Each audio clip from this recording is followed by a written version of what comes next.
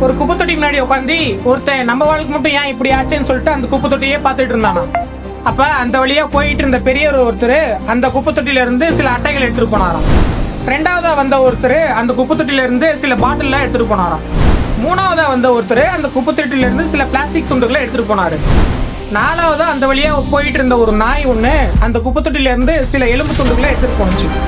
கொஞ்ச நேரம் கழிச்சு அஞ்சாவது ஒரு பசுமாடு வந்துதான். அந்த பசுமாடு அந்த குப்பை தொட்டில இருக்க வாழை இலையெல்லாம் எடுத்து சாப்பிட்டுட்டு போனுச்சான். அப்ப அவன் யோசிச்சானா, ஒரு குப்பை தொட்டியாலேயே இத்தனை பேர்த்த வாழ வைக்க முடியுதுன்னா நம்மளால ஏன் வாழ முடியாது அப்படின்னு சொல்லி நினைச்சுக்கிட்டு எந்திரிச்சு போயிட்டானா. அதே மாதிரி நீங்களும் வாழ்க்கையில ஏதோ பெருசா சாதிக்கணும்னு நினைக்கிறீங்களா? கவலையை விடுங்க. உடனே ஸ்கிரீன்ல தெரியுற நம்பரை கான்டாக்ட் பண்ணுங்க. எங்க கூட சேர்ந்து நீங்களும் சாதிக்க ஒரு ஆப்பர்ச்சுனிட்டி நாங்க ப்ரொவைட் பண்றோம். இந்த ஆப்பர்ச்சுனிட்டியை மிஸ் பண்ணாதீங்க. Better luck for your bright future.